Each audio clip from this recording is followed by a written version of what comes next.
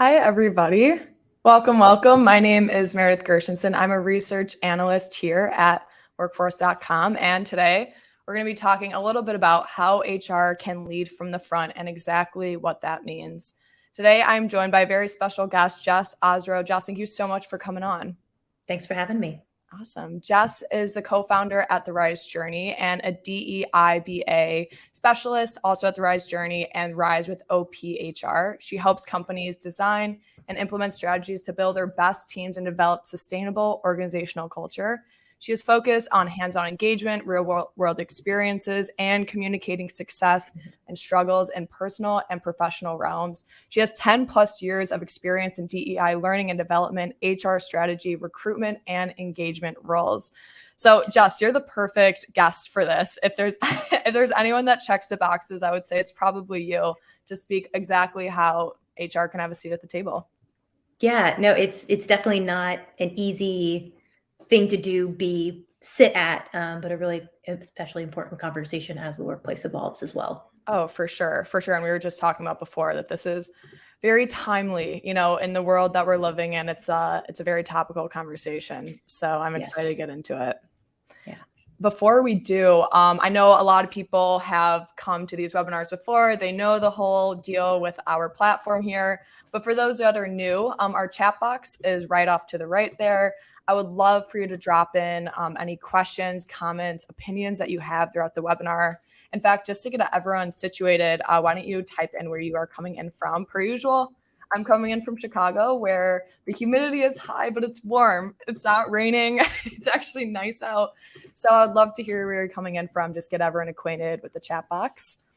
Awesome. And then we do have a couple poll questions throughout the webinar itself. Those will just be sliding right on the bottom left of your screen.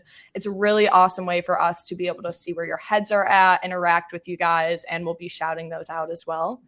And we do have a little goodie bag, a little handout for you all. We have a great handout from SHRM, an article on value-based leadership in action. I think this article does a phenomenal job of just highlighting some of these key points that we'll be making throughout the webinar. And for those who are part of SHRM or HRCI, we are offering PDC credits. So thankfully, if you're watching this live and you're a member, I will share these PDC IDs at the very end of the webinar. So be sure to stick around for that. If you have any issues, if you have any questions about it, you can email me at meredith@workforce.com and I'll be happy to help you out. And finally, to give a little bow on top of everything, to give a little background on workforce.com, we're an HCM software company that specializes for businesses with hourly staff. And really, we run these webinars as a way to present our own learnings and data from our own clients. So awesome. Now that we got all that out of the way, awesome. Oh my God, it's really great to see everybody coming in. This is so cool. Molly from Florida, I love it. Samantha, Sacramento. This is so cool. Guys, this is awesome. All right. Jes, to kick things off, first of all, I would love for you to tell me about some of the work that you do and some of the clients that you work with. Yeah, so like you mentioned, my background, I consider myself very much like the cruise director of people ops. I've had a little bit of everything and I can talk to everybody about everything and really do some deep dives. My business, The Rise Journey, we are an HR and DEI consultancy. So anything that involves people operations, DEI, employee resource groups, engagement surveys, all the things that make your people better and ideally build psychological safety in the workplace are things that we handle. Our clients are really wide ranging. We work with small organizations that are 30 people. We also work with 1,000-person organizations and plus, and then some. I think our largest client now is 32,000 employees. So it really varies across the board. The commonality is that they are invested in improving their culture, that they're looking to make things more efficient, effective, and better for their employees. I love that. So how would you define leading from the front? What does that mean to you? Yeah. And so I think this is a really important question because for everybody on the call, you need to define this for yourself and then work with your leadership to define this. For me, I am very progressive. I definitely sit on the more liberal side of HR and very people-centric. And so for me, leading from the front means, hey, how can we be the most progressive for our people? How can we implement the most progressive strategies, plans? How can we be supportive of our folks? Yes, we live in a capitalist society, and even in the nonprofit space, you have to make money. And so then also looking at how do we connect those metrics to our people? How are we looking at our engagement scores? How are we looking at our efficiency? How are we using our software so that find those analytics that really help us say, okay, this is working, this isn't. And so for leading from the front, I think HR has started to, and the trend is continuing to be more analytical, which I will tell you straight up, that is not my strong suit. I am not a math person. I am not an analytics person. But I think it's really important to at least understand the basic concepts and know what tools you have out there. I'm a very big fan of using AI for starting places for some of those analytics, but really saying, how can I utilize numbers? And I think in today's society, that's the commonality across all HR functions is how do I use the numbers to show ROI or return on investment? How can I show that something is working or not working, that things are correlated? Hey, if we do this, employees stay. If we do that, employees leave. And ultimately, how do you do all of that with empathy at the core of it, knowing that we're still people at the end of the day? I love that. And it's, you touched on a really interesting point, being that working in the HR space now requires that analytical, that data-driven perspective that we might not have gotten even honestly like 10 years ago. Like, it's really interesting to see how that's changed and to see how technology, software, like workforce has actually helped people in that space actually get some data-driven decisions behind them. Yeah. But I think that's such a good point. And again, it's really no matter, what level you are with your math expertise, because I get it, I'm the same way. It's something that everybody should be having to be backing those decisions that they're making and making sure that engagement is actually in a way logical and very numerical focused. So I think I will say when I discovered the pivot table in Excel, I was like, this is the holy grail I've been looking for. Sure, yeah. And like finding those little things, take those LinkedIn learnings on Excel. Like it's amazing. Just like once you learn some of those just little things, how far it can take you. Right. Those micro exposures, create such a macro impact, to say the 100%. least. I love that. So what are some trends that you and your team are actually seeing in these HR-led organizations? Yeah. So I definitely skew in DEI, diversity, equity, and inclusion. And I think the organizations that are doing it the most successfully are really integrating it fully in, and they're not seeing it as a separate pillar to HR or even benefits or their software, but saying, how do we build this in? And I'm actually going to drop a link in the chat. Yeah. And I didn't have it open, of course, beforehand. And sorry, I got my monitor over here. And this is it's a DEI metrics inventory, but a lot of it can be used for HR as well. And for me, this is really helpful. Okay, there's the chat. To think about, again, when you're thinking about your number, yeah, that's the correct thing. When you're thinking about your numbers, when you're thinking about your data, how are you using it? How are you talking to your C-suite? One of the questions that came in as part of the Q&A before we even started this was, how do I even get the seat at the table? How do I even lead? And I think going in and saying, these are the 5 metrics that are most important for our organization. Here's where DEI integrates into this. Here's where benefits integrates into this. Here's where hourly support for our workers integrates into it. And so really knowing those connection points to all the different pieces, knowing that HR is all enmeshed, DEI, benefits, compensation, all of it. And so going in, and when I look at this document, and if you open it up at any point, it has 5 pillars or 5 columns, and saying, okay, we're going to choose one thing from every column or 2 things to focus on from every column, knowing that like if you sit on a stool with 3 legs, it's going to be stable, but if you sit on a stool with 2 legs, it's going to fall over. Yeah. If you sit on a stool with 5 legs, it's going to be the sturdiest. Yeah. And so really going in, and the organizations I see succeeding the most are going in and saying, we're not going to measure one way, but we're going to measure 5 ways or 3 things in 5 different ways. We're going to measure a little bit with a percent over here, a little bit with a raw number over here, and a binary over here. And also using different metrics to say, was this successful or not? Because when I think about percentages, it's like if you have a 100-person company, 10 people is a big percentage. But if you have a 1,000-person company, 10 people is a small percentage. Yeah. So percentages aren't always the best and most accurate. And also when you think about what C-suite often wants, they want to know how much money is saved, how much money you're making. That's such a good, you touched on some metrics aspect and, nailing down a couple. And I've heard the term before, North Star metrics. And I think that's such a good analogy to use when we're looking at, okay, you can get really, really caught in the weeds on what do I follow? Do I follow the engagement aspect? Do I follow ROI? Like there's some really big umbrella ones that are awesome and you should definitely follow. But when we're looking at the ones that are the North Star metrics, you should be focusing really on those 3 to 5, I would say max. And it's something that it's really easy to like get caught in the weeds on, for sure. Yeah.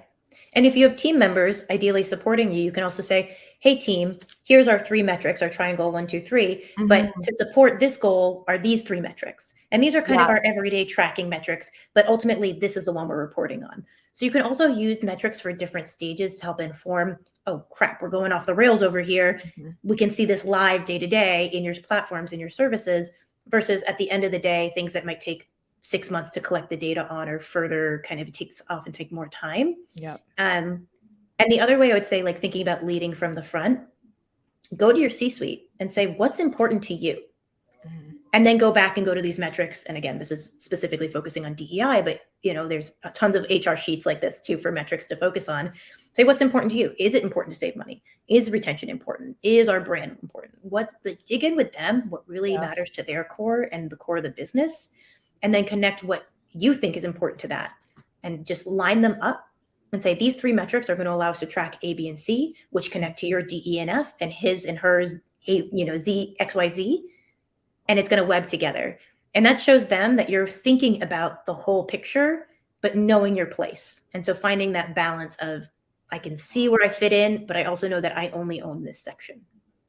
It's a great point. It actually leads me perfectly into this first slide that we have, a Forbes article on why HR is key to executive success. And this left quote, it honestly does a great job of just saying it's really interesting to see the secret, behind these high performing organizations are actually led by the organization's HR function and playing an active role. The right quote is saying, by leveraging the full potential of the HR function, organizations can attract and retain top talent, build a positive workplace culture, manage and mitigate risk, drive business strategy, and improve organizational performance. Remember, investing in the HR function is not just a cost, but an opportunity for your business to thrive and succeed. Jes, I'm curious, what are your thoughts are on this slide, on these quotes specifically? Yeah, thinking about actually the right one, and really about the investment piece. I've been in situations before where I was like, I am the senior most HR person, but I should not be the senior most HR person. Yeah. And to be able to go and say, actually, like, I can go up to here, but I need a mentor and a support to go up to here and get this. And that is okay. I think a lot of times people think they have to be the best, they have to be at the top, but going in and saying, actually, like, our organization would, we can, this department can support better by hiring a VP or a C-suite, or bringing in a board member to mentor. So just making sure that investing in HR might be more employees, it might be more budget, it might be professional development. It looks and sounds and feels a lot of different ways. But I would just encourage everybody on here, like, if you don't know the answer, that is okay. Figure out what they need to invest, your team needs to invest in order to get you and them elevated. Yeah, that's so true. So going into, we kind of touched on this already a little bit, but going into retention strategies and training programs, where does employee retention even come into play when we're talking about HR-led organizations? It is everything. And actually, I have a little scenario in my head that I've been talking about in terms of retention. And again, thinking money, thinking analytically. And in my scenario, I would say we have a 100-person company. We're all salaried employees. Everybody makes $100,000, which wouldn't that be nice? And we have an unwanted attrition rate of 10%. So 10 of those employees leave every year. We wish we could keep them, but they leave anyway. And we're going to make the assumption that it costs 75% of somebody's annual salary to replace them, which means that every year the small 100-person company is losing $750,000 on unwanted attrition. And so when you go in and say, hey, I really want to launch a professional development program, I want to launch a coaching program, I think we should invest in this software. If you're then able to go in and say, I want to get this new software, it's $50,000. It's a big budget ask, I know, but I believe with this software that we'll be able to impact retention. And even if you retain one of those 10 people that leaves, you've saved the company $25,000 by investing $50,000. And so really thinking about, what is the loss? What is the cost of this attrition? What is the cost of losing good people? And I actually think that 75% is actually a pretty low number if somebody leaves after at least a year. I think as people gain, like every 6 months, it probably goes up 5 to 10%. Mhm. And also not attributed in that is thinking about the relationships. And Meredith, if you and I, we work on a team together, we're in ERGs together, we're doing great things, and you're like, hey, Jess, can you get this doc? I'm sorry it's last minute. Can you get this done to me by Friday? And I'm like, oh my God, it's Thursday afternoon. You're really asking me this, but I love you, so okay. Right. And I do it. And then you actually say, you know what, I'm gone. I don't like this company. They're not treating women right. I'm out. Jane Doe replaces you. And then on Thursday afternoon of, 2 months later says, hey, Jess, can you help me with this document? Can you review it? And I'm like, I don't know Jane from a hole in the wall. Why would I help Jane out? Yeah. And I wait a week. And what does that lost productivity cost? What does that lost relationship cost? And so thinking about, yes, we can attribute numbers, and actually Sherm has some good numbers on the cost of attrition and replacement for employees, but really thinking about those relationships. Mhm. And it's not just about, okay, well, it costs 20% to train, and then we cost 20% to onboard, and it costs this, but. Oh, and we lost Jess. It seems like her Wi-Fi went out. If everyone just hangs tight, we will get her back. But while we're waiting for Jess to actually hop back on, I'm curious for the audience, what the aspect of attrition might look like for your company. Is this something that you guys are focusing on currently? Is this, yep, Cindy, my thoughts exactly. There we go. We're back. My Chrome just cut out across the board. I have no idea what happened. No worries. We're happy you're back. All good. I was just asking the audience if attrition was something that they are looking at in their company. Is that something that they're currently measuring? If not, what will that look like maybe in the future? But anyways, I want to continue what you were saying because you're on a roll. Yeah, and I'm looking at the sheet, and I think the DEI metrics, I think they might talk about attrition, and I'm not connecting it right now in my eyes. But attrition is one of those numbers that if you're not tracking, you should be tracking. Mhm. And you should be tracking it by tenure. You should be tracking it by, if you pay your workforces, maybe you have some salaried, some hourly, some 1099s. You should be tracking your different workforces and how and sorry, I realize my kitchen is very messy behind me, so I apologize. Looking at that data and then saying, okay, we're actually noticing that our hourly employees who are paid below $10 an hour are leaving at 50% of the rate that $30 an hour are getting. Mm-hmm. Why is that? And then you can really start to dig in. And again, that's kind of thinking about the analytics. And somebody had mentioned, working on robustly want to retain talent and digging in and, exit interviews. A lot of people talk about exit interviews, and to me, they're kind of bogus because by the time when you really need to talk to somebody is a stay interview. And that's really when you need to go in and say, I've noticed that you're not happy.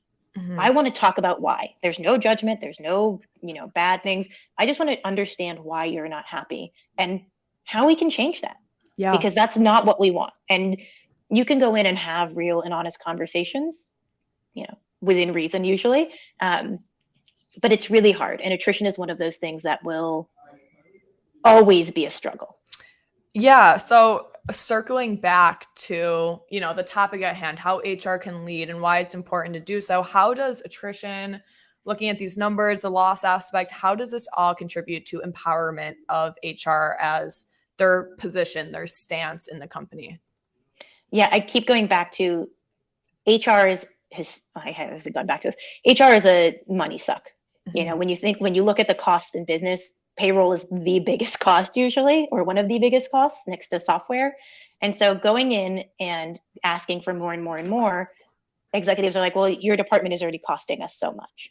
And so I think really going in and knowing the ROI and looking at and saying, actually, we do cost a lot, but this is costing us more. We're losing people because of this. We're doing that.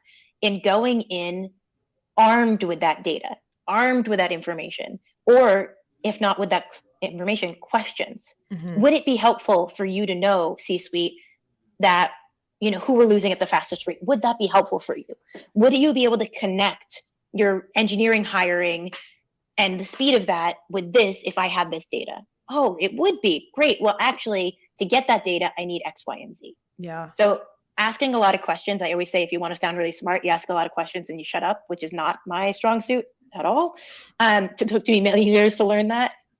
And so asking a lot of questions always makes you seem smarter. And especially if you're suffering from any kind of imposter syndrome, short-term, long-term, anything in the middle, ask questions, really dig in with them. And, what is most useful? What does your board want to see? What's really helpful for you to present with them? Do they want to know if they're going to achieve their bonuses? Do they want to know about attrition costs? Maybe they don't want to know about attrition costs. Maybe they want to know how much you can save them, but they don't give a crap about the actual cost. It's probably not good C-suite if that's the case. I was going to say, I'm like, wow. I'm like, that's very interesting if that were the case. Yeah, that's so interesting. We have Susie in the chat. I want to shout you out. She said, attrition hasn't been a focus for us. I've worked at my organization for 4 years and only 2 people have left voluntarily in that time. And we've added 20 people to the organization since I started. I find that really interesting. And going into this poll question, I quickly asked, which retention strategy do you find most effective in increasing employee engagement and reducing turnover rates in your organization? And majority of people are saying competitive compensation and benefits. Jes, I'm curious, is this something that you're seeing, reflected in some of the companies that you worked with? Is this maybe a common mistake or, challenge that you're seeing within that retention-based efforts? Yeah. So I read recently that by 2025, 75% of the workforce is going to be millennial younger. And granted, millennials are really big range. So a lot of people are like, oh, like that's really tiny. And to me, that plays directly into specifically the benefits portion. I'm 35, I have my own consulting company, but when I was looking for jobs, to me, I was like, who matches 401k? Who's going to give me really comprehensive healthcare? At that time, I was looking at fertility benefits and, I wanted to freeze embryos with my partner. And so for me, the benefits, I was like, I will take a boring job. I will take a job with a mediocre manager if I can get great benefits, because that's what I needed at that time in my life. If I were going today, I'd be looking for something slightly different because I no longer have to look for certain benefits. I no longer have to do certain things. And so it shifts. And so when you look at the current workforce, when you look at the workforce that's coming, Gen Z is here. They are loud. They are talkative. They are sharing all the things, thinking about what they want. And what they want is competitive compensation. Yeah, 100%. I mean, who doesn't when you're 25? Like, you're like, pay me all the money. Yeah. But they want to have some of that autonomy. And I see that next piece is work-life balance initiatives, the 30% there. And I think those two things together, having competitive compensation and benefits and work-life balance, they want to be able to shut their computer and go chill and relax and reset. And so when they open it again, they are there, they are present. And they want to have that acknowledgement of those two things, which historically have not been prioritized in most organizations. So this doesn't surprise me. I think that competitive benefits and compensation can keep people there much longer, even if they're in a crummier situation, because at the end of the day, you think about what puts food on the table, what keeps savings in the bank, what puts gas in the car, and that's compensation and good benefits.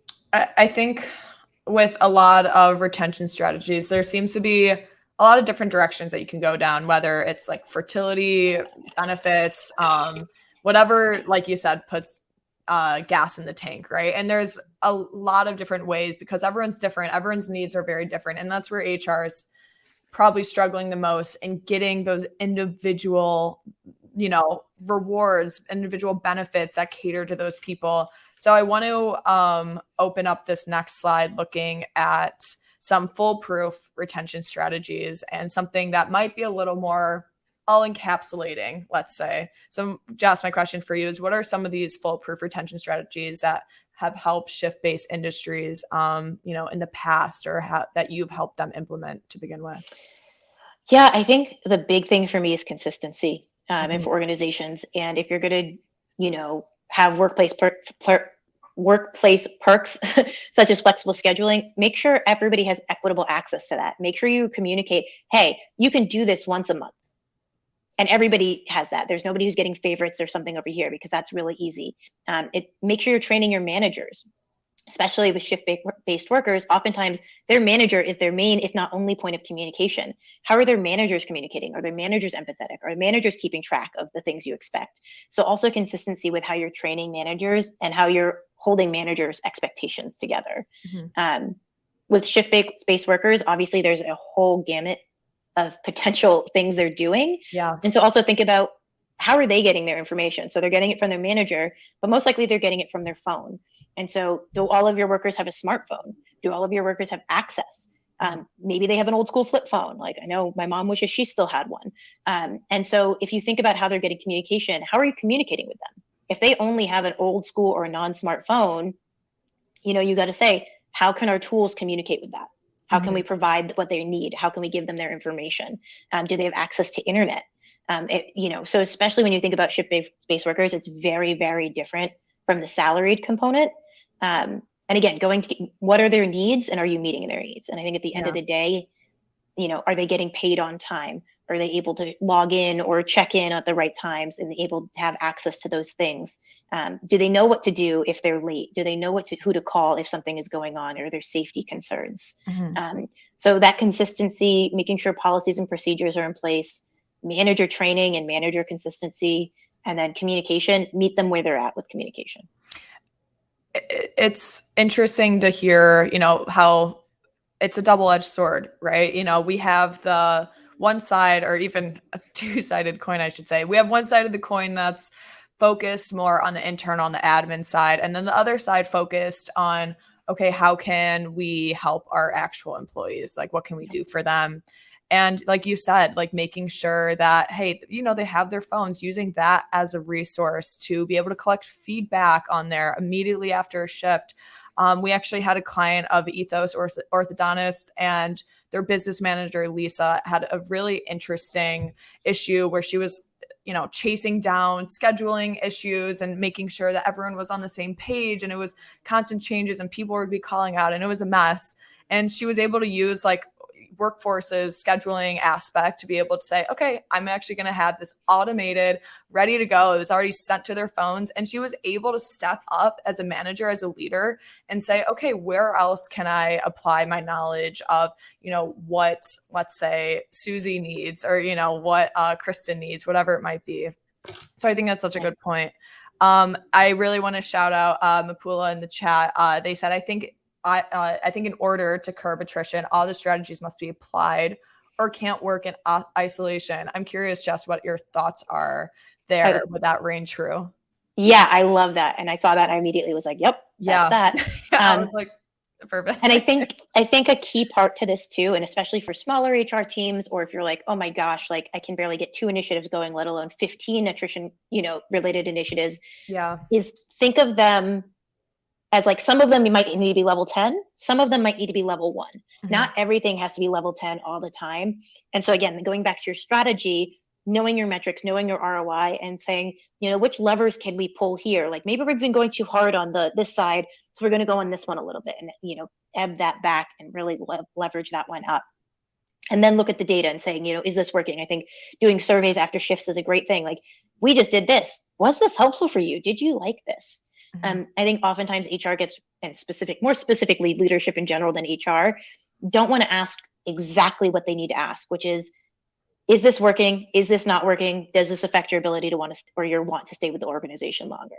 Right. And those things, like if we just know those things on a consistent basis, maybe somebody has a really bad day and you can be like, oh my gosh, we're going to get terrible feedback. But they say, no, today was bad, but like everybody has bad days. This doesn't affect my want to stay with the organization.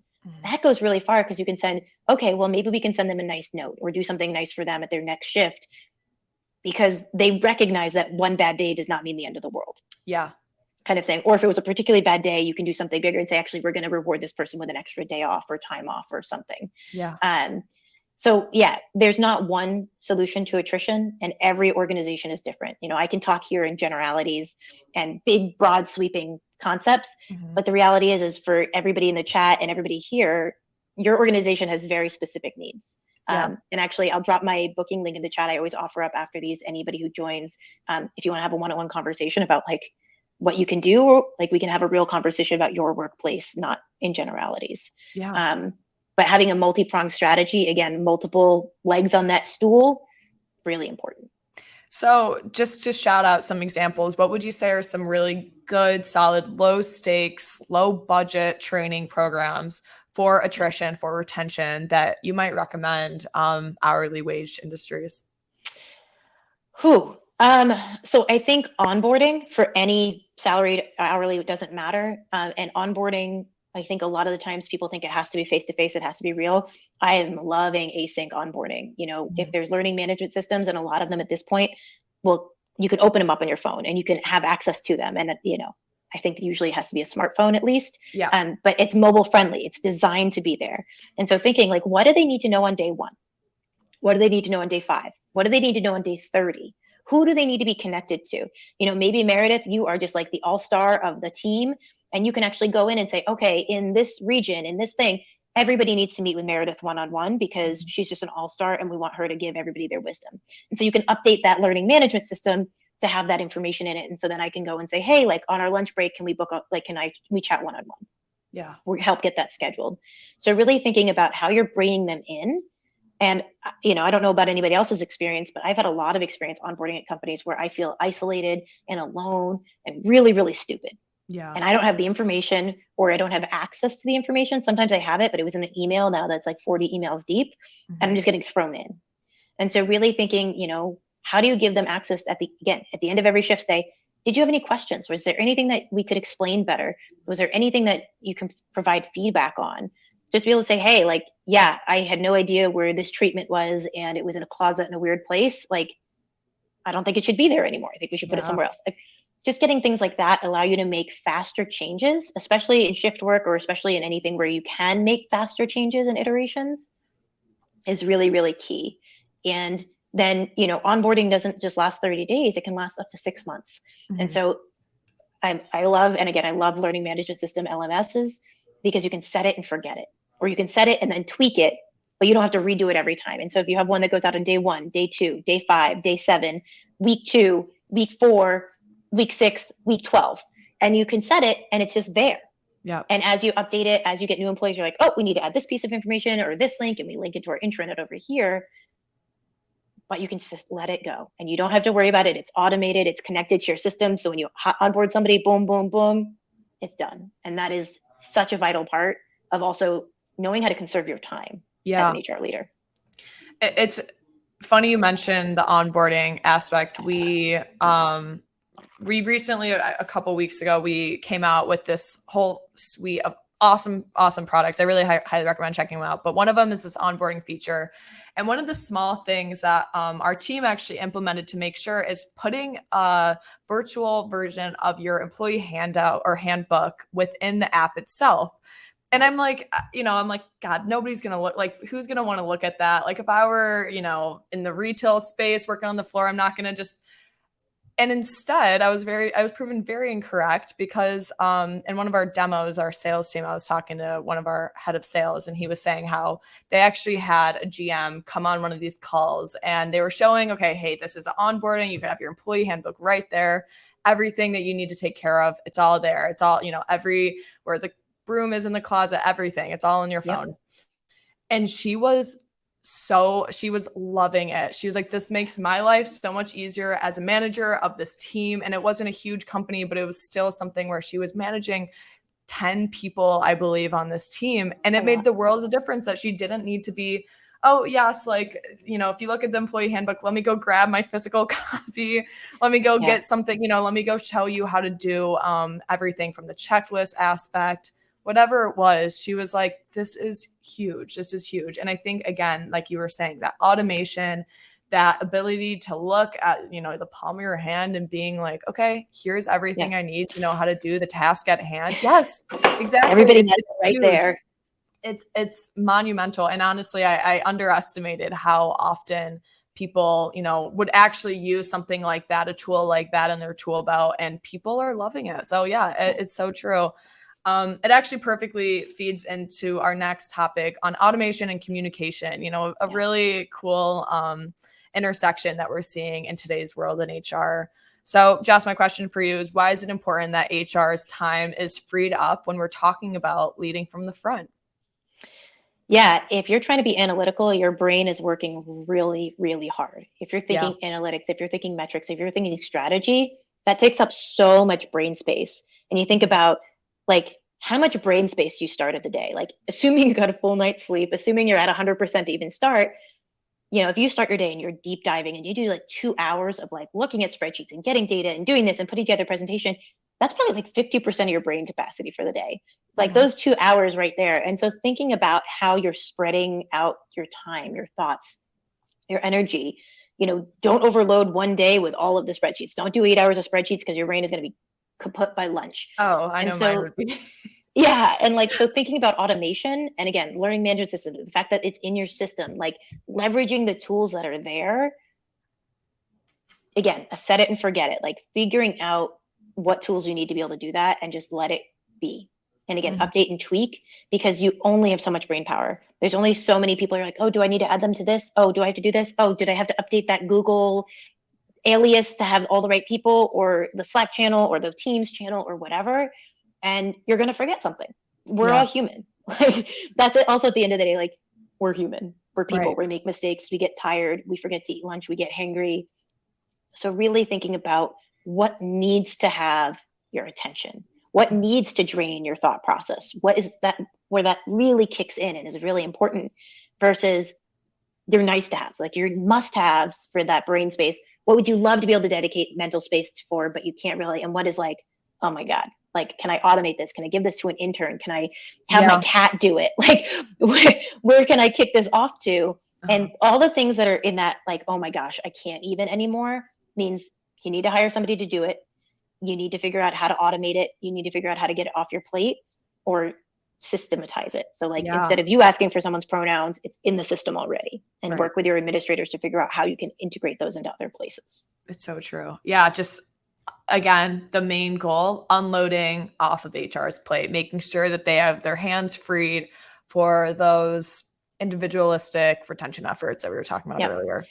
And a great example of this at a previous company I worked at, our HR generalist, everybody had to hand fill out their, what is it, their W-2, W-4, whatever the tax forms that you have to fill out when you first start an employer. And then he would manually enter them into the system, because our systems didn't allow somebody, and it was like, I don't even want to shit on that HRS system, that way it was. And I remember him being like, he went and it made a huge fuss to our system, and they finally were able to automate it where they could send it to the employee directly and have the employee fill it out online. Yeah. And that saved him hours every week, because we were onboarding 20 employees a week. Yeah. And so something like that, where you're just like, this should not be, like, he was hounding people to get the forms, and then he had to put it in the system, and then he had to check off. And like, then it, it just became this whole ordeal, and he couldn't do work that mattered. He couldn't do work that had impact.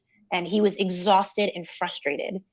And that's not who he wanted to be, work or otherwise. And it's just, what are those things that we can figure out a better process for? Yeah, it's so true. Yeah, I mean, exactly, going back to the onboarding feature that we've got going on, like that's the W-2s, W-9s, all of that is automated. It's already in. They can literally fill it out wherever they are. It's so easy, and it saves so much time. Like I personally don't think I realized how much time it was going to save until I was actually talking to one of the HR managers of our clients, and she was like, this is game changing. So exactly, it's all about freeing up time. I'm curious, what some experiences you have with implementing some scheduling processes in organizations. What do those experiences look like? Are there any common challenges that they come across? Yeah, I definitely have less experience in this area, transparently. I think the challenges always are, somebody calls out, somebody is sick, there's some last minute change. How do you communicate it? How do you make sure that you have backup coverage? How did somebody get a ping 2 hours before being like, hey, Meredith, I know you're off today, but we had a thing, can you come in? And how is that automated? How is there a system that really makes things easier? Because otherwise, like in my head, I'm like, it's like the Matrix, where you're like, this thing goes over here, this person goes over here, and how does this person slide in? Right. And again, scheduling sucks. It's part of what has to happen, but it sucks. And so I think about AI. How can we utilize tools and build them into the products and build them into pieces that say, hey, if this happens, then this should trigger that, and this should trigger that. And if you don't know, there are tons of people who do know. There's tons of support. There's also contractors. You can say, hey, we want to hire a contractor to figure this out. And they can just do and it does it in an Excel sheet. There's a lot of Excel tricks when it comes to scheduling and filling in things in advance and all of those, if you don't have software that already does it. But I think it's always when a complication arises and things don't work smoothly, which never happens. Nothing ever works smoothly. Right. Frankly. Exactly. That's of life. course, there's always going to be a bump in the road regardless, but it's like going back to my story earlier, Lisa, who's the business manager of Ethos, she was running around with her head cut off, trying to figure out, like you said, like moving people around, being like, okay, this person just called out, this person just is a no call, no show, whatever it might be. And instead it was all automated. It was all easy. It was simple. Yeah. So she was able to kind of get back into it without even blinking an eye. And that was huge. Yeah. That's and once you experience the chaos and then you Yeah. experience the ease and you realize, oh, like, again, like I had to think about it, but it didn't cause me like a dramatic, oh crap moment. It was just like, okay, this is happening. I'm going to keep an eye on it, but I don't need to invest all of this thought process. And so I can continue on my analytics. I can continue leading from the front rather than just trying to put out fires all the time. Right. And my next question, we've kind of touched on this a little bit, but how does automation help with improved communication and coordination throughout the whole company amongst frontline staff? Yeah. I mean, I think about any kind of onboarding and anything you do live. Yeah. Or actually, I was a tour guide in my college, and we would go every Sunday. We would probably give 2 tours to like prospective students. And I mean, I must have said that whole spiel, the hour-long tour 100,000 times. It feels like I feel like I could still recite it. And so when you think about onboarding new employees, when you think about explaining instructions, you've said it 100 times if you said it once. And so thinking about, does it have to be in person? Is it impactful for Meredith and I to have a conversation about where the broom closet is and how she uses it? And that, is it good use of my time? Is it good use of Meredith's time? Right. And if it's not, if the answer is automate it, make it just like, again, and I think of also like on websites, sometimes it's like, or when there's new features on a product, it's like, hey, check out over here. Oh, this is really interesting. Oh, we're going to go over here now. We're going to look at this side. Oh, go down to the bottom. That kind of thing. Yeah. It doesn't need much. You just need to highlight things. You need to point it out. But if that in-person piece is that voice-to-voice doesn't actually make a difference, it should be AI. It should be automated. It should be scheduled. It should be one button click and send. If you even have to click a button. Yeah. It makes things, it just lightens the mental workload. I think of that kind of stuff as like having to take notes in a meeting. Having to do that, you can't participate in the meeting. Yeah. So like if you can't participate in your meeting, you can't contribute to the meeting. If you have to do all these things, you can't do your actual job, which is about the people portion, not about hitting send every day. Yeah, I was talking to Natasha, she's the HR manager at this medical group that we work with, and she was telling me how, they're growing a lot. They have a lot of clinics everywhere, and it was really hard to actually feel like there was almost like a HQ of sorts where like everybody can feel like, okay, we're all on the same page in the basic sense in the admin, side of things, and feeling like as they were growing, they didn't need to check in with other clinics necessarily because they had their scheduling and their admin side already in order and automated, as you were saying. So I think, yeah, like it's so true. And as you're growing, it's even more important to make sure, okay, we have everything in order. We don't need to ask, Jes where the broom closet is because it's already figured out. It's already accounted for, and it's accounted for across the board, from a bird's eye perspective, not even just within individual locations. Everybody knows everything that's going on, and they, again, have their tools in their tool belt to help figure that out. And I would also within that too, think about, that made me like envision like a clinic, thinking about signage, thinking about the communications that are static, and like, does everybody have the same poster on the wall? Does everybody have the same method of explaining how to wash your hands properly at the sink? And like, they're not making some weird clip art thing, on their own. Is it preset in Workforce here where it's just like set, like here's the sync poster. You can download it, print it, boom, go. And so they have access to all the same resources, which allows equity, a more equitable workplace because everybody's getting the same communication. They're getting the same cadence. They're getting the same weight. And I think about myself, like I was a really needy student. And so like middle school, I was like, me, choose me, talk to me. I want to know what's going on. And so I got a lot of attention, and some people might say that's advocating for yourself. Some people might say that's needy, whatever. But there are people like that in the workforce too, who just need more attention. And so other people get left behind. So by automating some of these things, by putting them in a system, it allows you to, again, use your time where the in-person piece is really, really vital, but also let go of the rest of it.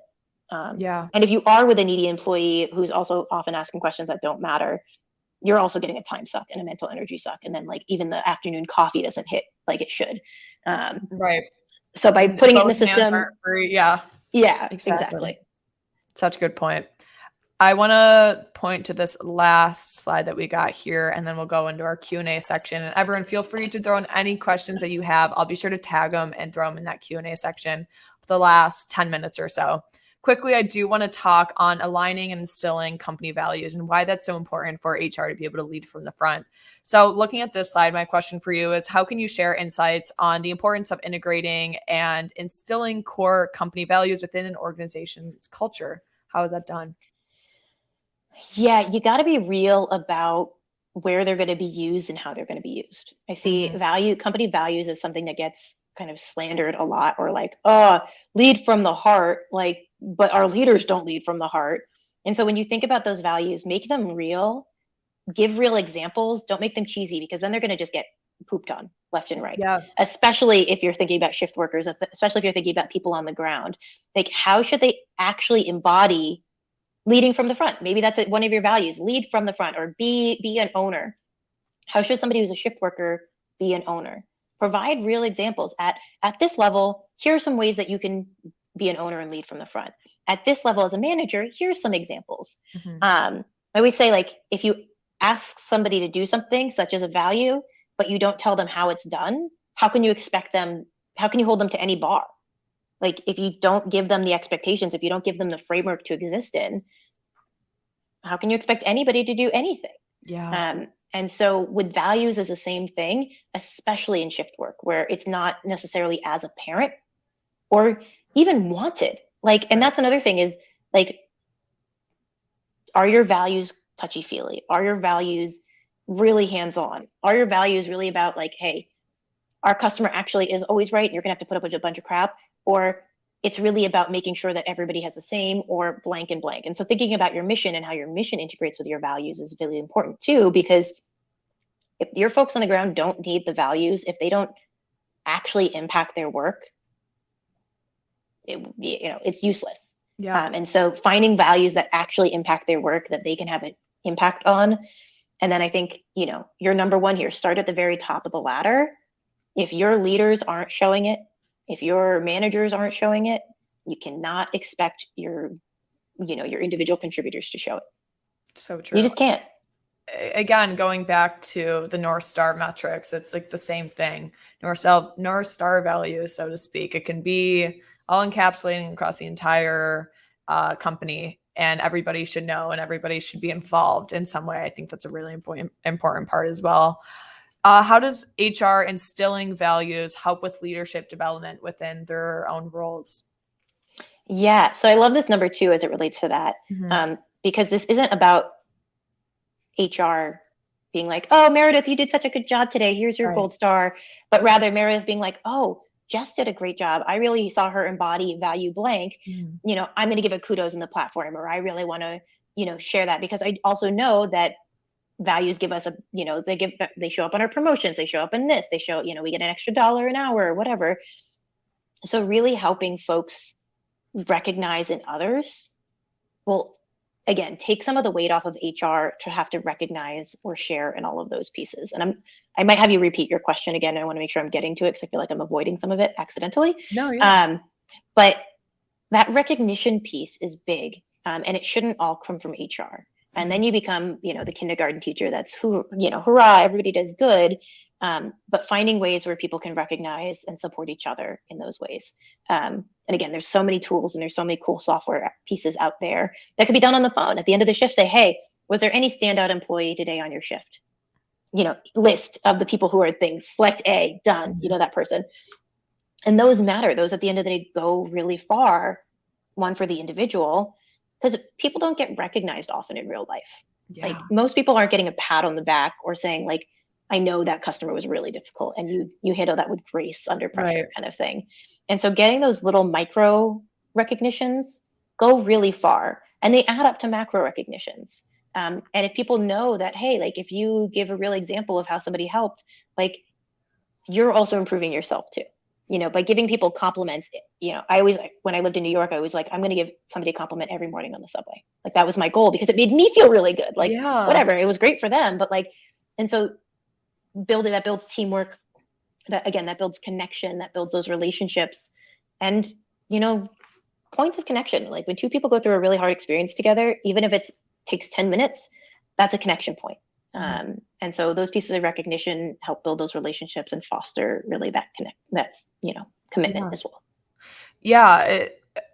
I think going back to that original question, talking about looking inward and instilling those values within the role of HR, you touched on a really great point in being, when you are empowering others, you're empowering yourself. And as cheesy as that sounds, it's so true. Like simply giving a compliment to somebody, it makes you feel really good on the inside. So when you're actively instilling these values across the company, I think it does something really interesting for your own role, your own leadership development within HR, within that space, because it actually empowers you as you're empowering others. And it helps lift you up. It actually helps build a lot of that confidence to have that seat at that table, to pull that chair out yourself, so to speak, and to sit down. So I think that's such a good point, though. Well, and also the reverse. If people aren't embodying the values, if people are acting out of turn or inappropriately, calling people into that conversation and saying, hey, this is not our expected behavior. Like, let's have a conversation so this doesn't happen again in the future. Or, hey, this is the third time this has happened. Like, let's have a really frank conversation if this is the right place for you, the right role for you, or the right blank for you. And again, doing that all the way up to the leadership level. And if you're not the one to call out your C-suite, find who is. And if somebody's doing something that doesn't align, do you have any anonymous feedback tools that you can provide? Say, hey, like when our C-suite did this, he wasn't acting as an owner. And it was really frustrating because we expect our blank to do blank. And if our C-suite can't embody that, how can we ask our folks to? Yeah. And, that should hit home for them of like, I am held to the same standards that everybody else is. So let's say a company has their values together. They know exactly what they're looking for. They help implement it across the entire company. How can they measure the success of these values? Or are there any KPIs even that can support their values? Yeah, I think that's where I think of like engagement surveys or pulse surveys. And, just saying, do you know our values? Like, what are our 5 values? Or how do you see our values helping? Do you think their values help? Do you think they are embodied? And again, I go back to, what do you want to know? Do you want to know if people are using them on a day-to-day, like actually embodying them on a day-to-day basis? Ask, do you see, or do you yourself, embody the value of the customer is always right on a day-to-day basis, 1 to 5 Likert scale? Or are you trying to see if, people like them? Yes or no, thumbs up, thumbs down. So I go back to like, what do you actually want to know about them? And values are one of those weird ones because it's like an ROI on values can be difficult. And saying like, okay, because this person embodied this value, this work got done faster.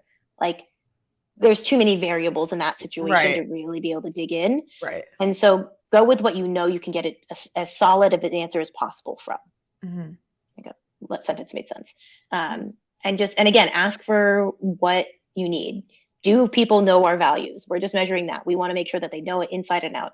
Do people embody the values? Do they see people? And do you recognize your peers for embodying the values? We want people to do more recognition. So we're going to ask them, do you know how to do this? And if not, we need to do more training on the how part.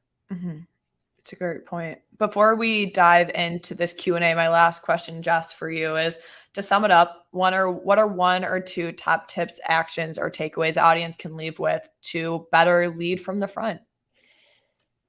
Yeah, use data whenever at all possible. And data and clean data is hard. Getting data is hard, and making it clean. I always like data hygiene is a whole ball of wax, and just Google that if you want to learn more.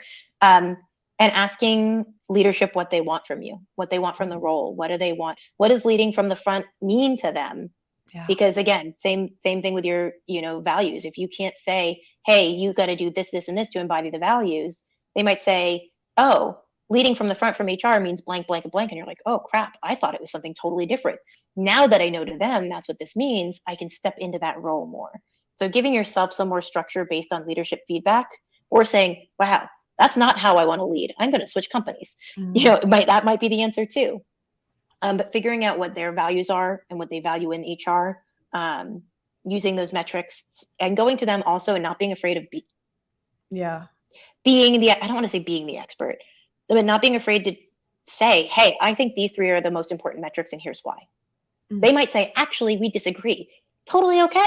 you're having a conversation, but going in with some recommendations and a rationale that, again, relates back to the business is really big in showing up as a leader and saying, these are important because of these things, and it's going to save us money. And they're going to say, oh, I wouldn't have thought of that. I think that's great. Let's move forward. Mm-hmm. And that's usually what the answer is going to be, unless they've really done this and really dug into HR metrics before.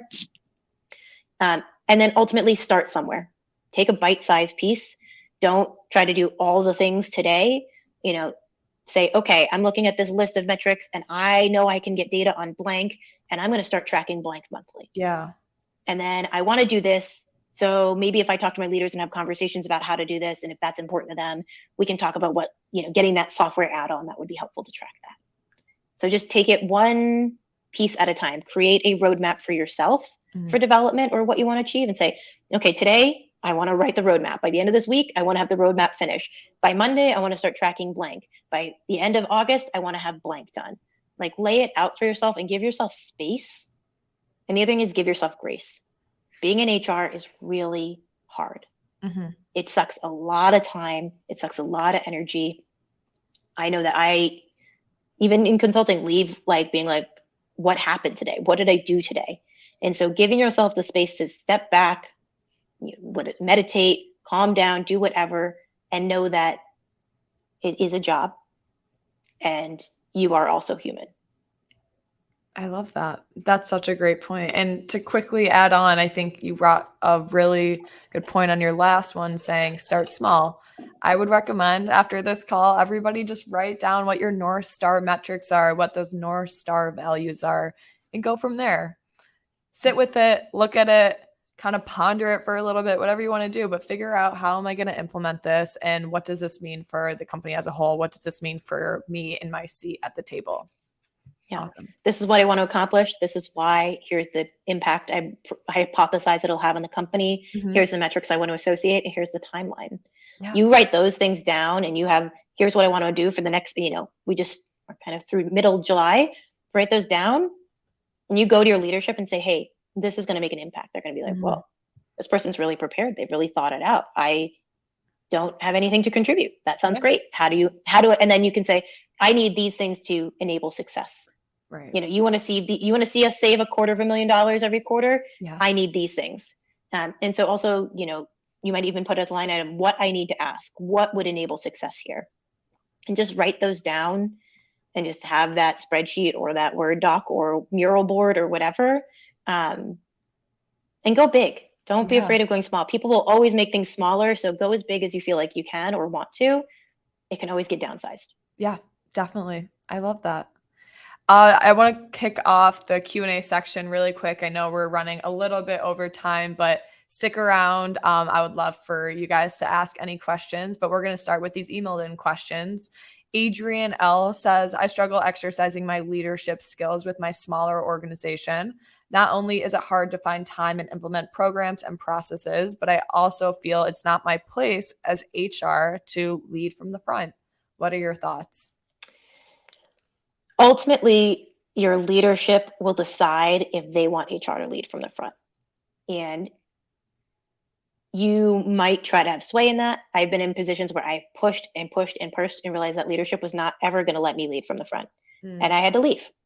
And that was an active choice. Some people in my place would have stayed. And I know friends who have stayed and just said, okay, I'm going to lead from the back seat instead of the front seat. But I can still at least I'm in the car. At least I'm not left behind at the gas station, Right. And so really figuring out what your leadership will and won't support, again, asking questions of is this important to you? And they might say, oh, of course it is. And you say, well, if this is important, this needs to happen. And AKA, I need to be moved up to the front seat. Or I at least need to have a megaphone so you can hear me in the front seat from the back seat. Yeah. What's that next incremental step? And so going and really checking in with them about how HR should lead or wants to lead, or what in previous organizations or previous HR leaders, what do you wish they had done differently? That's a great one, because then they really go into what matters to them and what matters to the organization. And then being a leader looks different on everybody. It makes me think of the movie A Scanner Darkly. I think that's what it's called. And you would put on a suit and it would show up as a different person. And that's what it looks like. Leadership looks different on everybody. You can be a quiet and introverted leader. You can be a loud and boisterous leader. You can be mostly an async leader or live and hands-on. There's a lot of different ways to lead. And depending on if maybe you're in an analytics role in HR versus just like straight up HR generalist, that looks different to lead from that role than from HR role, like an HR generalist role. So you can make a leadership role that's tailored to you and your organization at the same time. It needs to be a symbiotic relationship. But it doesn't have to look like your neighbor or the person on LinkedIn. The LinkedIn is like, HR's Instagram here. It doesn't have to look like the person on LinkedIn. It can look and sound and feel different. And not only is that okay, that's amazing. If all of our leadership looked the same, we would be a boring bunch of people. That's such a good point. To quickly answer Mapulo's question, yes, I will be sharing the slides for those who are asking. I will be sending out an email later today with the recording, the slides, all that good stuff, everything that we shared today. So be sure to keep an eye out on your inbox for that. We have a question from Braden L. Braden said, I came to a previous webinar in which the guest speaker talked about HR having a seat at the table. We talked a lot about that today as well. How can I earn this seat at the table? Or better yet, how can I claim this seat? Yeah, I like the nuance in that language, earning it versus claiming it. Yeah. If you're hired, you've earned it. Yeah. If you are employed, you've earned it. Even interviewing half the time. And so I think claiming it again is saying, this is my style of leadership, or this is my methodology for leadership. These are my metrics. This is how I'm going to sit in it. And here's how it matters to you. It might literally be, if you're in person, going to the CEO's office or cubicle and saying, hey, I would love to get a half hour of your time every other week to talk through these things. It might just be advocating for yourself. If you are not comfortable with advocating for yourself, I highly recommend asking your learning and development folks for a coach and getting coaching. Coaching is one of the best ways. If you're unsure how to claim or get ahead or do whatever, get a coach. And most organizations will allow for professional development spend on coaches because it enhances you in your current organization and in what you're working on. But really, getting those rallying cries for yourself in addition to your team. I think recognition. What does it look like for everybody, every all hands or town hall or whatever, to be like, oh my God, Meredith, she just did it again. She's so good. I thank you. And every week that happens, you can go to the HR, or you can go to your leadership and say, not only am I getting recognition from my manager who consistently writes this, and you can see my performance reviews, I've been mentioned in the last 5 town halls. Yeah. My role matters here. My impact matters here. And I want to expand it. And here's how I would like to think we should expand it. And I would like to see if this aligns with how you're viewing the company's next 5 years. As a woman, I found that hard in life, and I grew up around a lot of strong women. That's also okay, and it's totally normal. Practice with people, ask for professional development, grab time with folks who you see as like influencers or folks that inspire you, get tips, and also know you can just BS your way through it if you have to. Because that is acceptable. BS it until you fake it till you make it. There have been plenty of times I've been in the room and sweating bullets and left and been like, oh my gosh, I did it. It's done. Yeah. And I come away with something really good. Yeah. I think that's such a good distinction on saying everybody here already has a seat at the table. You're a part of whatever organization you're a part of. You already have a seat. It's about owning that seat. It's about speaking from that seat and speaking loudly and proudly. And I think that's such a good point. Yeah. Awesome. I don't think we have any more questions unless people have them in the chat. Feel free to throw them in. But until then, I'm going to put this handout, share this handout on the values-based leadership in action, that awesome article from SHRM. Feel free to look at that. Again, it's just a really good walk-away article from this webinar. Jes, I see you threw in your one-on-one time in the chat box. Guys, be sure to go click on that link. Jes is awesome. Jes, thank you so much for coming on. I mean, I know I learned a lot. I'm sure our audience did too. And yeah, we'll have to do a whole part 2 on how HR can lead from the back. Maybe from the back seat, how you can do that. Exactly. And that can be effective too. And again, there's no one right way to leader. Exactly.